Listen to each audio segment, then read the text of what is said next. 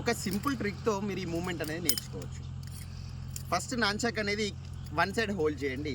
తర్వాత ఏం చేస్తారంటే ఈ నాన్చాక్ని హ్యాండ్ పై నుంచి టేయండి, రిస్ట్ మీద నుంచి. తర్వాత ఏం చేస్తారంటే ఈ రాడ్ ఇడిచిపెట్టి ఈ రాడ్ని క్యాచ్ చేయండి. దెన్ మళ్ళీ అవుట్ సైడ్, మళ్ళీ సేమ్ ఇదే రివర్స్లో ఈ చైన్ని మళ్ళీ ఇటు సైడ్ వేసి ఈ రాడ్ని క్యాచ్ చేయండి. ఇది బేసిక్. సింపుల్గా చూడండి, ఇది తీసుకొని 1 2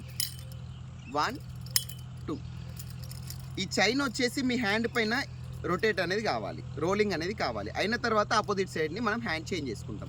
సో దీన్నే మనం ఏం చేస్తాం, ఫ్యూచర్లో వచ్చిన తర్వాత ఫ్రంట్కి ఇట్లా తీసుకొని సైడ్కి అని చెప్పేసి మళ్ళీ సేమ్ ఇదే మూమెంట్ని కంటిన్యూషన్ చేస్తాం. జస్ట్ 1 2 ఈ మూమెంట్ అనేది కొన్ని టైమ్స్ మీకు ఇక్కడ చైన్ అనేది ఆగి రాదు కరెక్ట్గా.